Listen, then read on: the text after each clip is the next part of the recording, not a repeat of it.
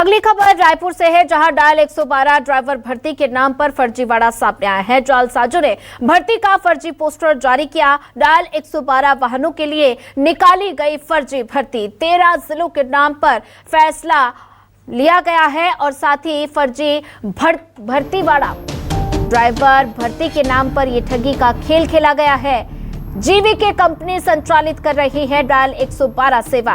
फर्जी पोस्टर जारी होने से विभाग में हड़कंप मच गया। केंद्रीय गृह मंत्री ने हाल ही में दिखाई थी हरी झंडी। भर्ती के नाम पर युवाओं को निशाना बनाया जा रहा है।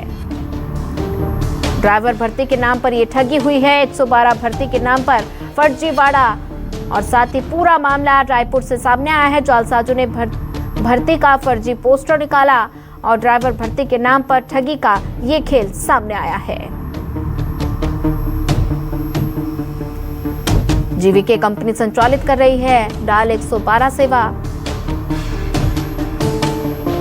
और इसी पर ज्यादा जानकारी साझा करने के लिए संवाददाता शिवम मिश्रा जुड़ चुके हैं। शिवम, डायल 112 भर्ती पर ये फर्जी खेल सामने आया है, जहां पर ड्राइवर की फर्जी भर्ती का पोस्टर निकाला गया। इस पूरे मामले पर पुलिस ने क्या कुछ एक्शन लिया है?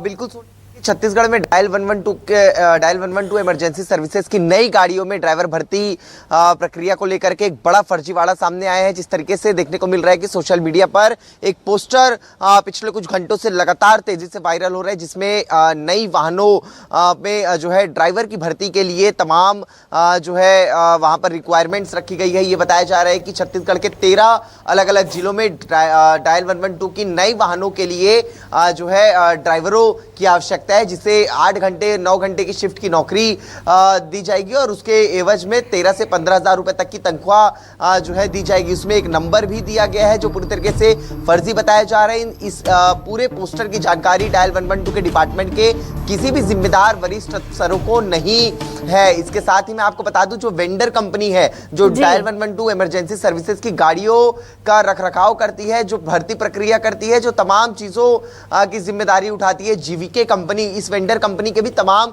जिम्मेदार पदाधिकारियों को, जिम्मेदार लोगों को इस पोस्टर की किसी भी प्रकार से सूचना नहीं है।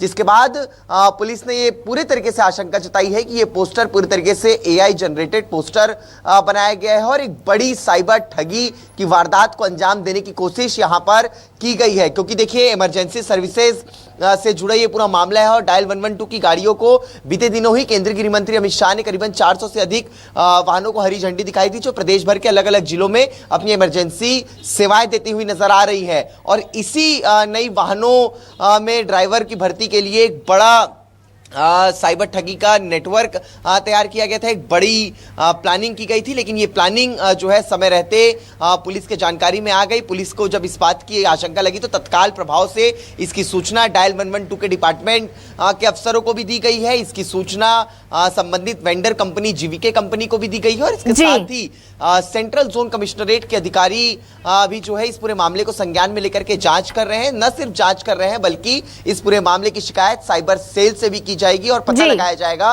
कि आखिरकार ये नंबर किसका है, किस नंबर के जरिए इस बड़ी ठगी की घटना को अंजाम देने की कोशिश जो है की गई थी, साजिश रची गई थी। और इसके साथ ही अफसरों ने ये निवेदन भी किया है आम लोगों से कि इस तरीके के पोस्टर को देख करके किसी भी तरीके की ठगी का शिकार ना हो, बल्कि इस तरीके की पोस्टर। ठीक है शिवम, आप इस पूरे मामले पर नजर बना के रखिए, आगे भी आपसे अपडेट लेते रहेंगे।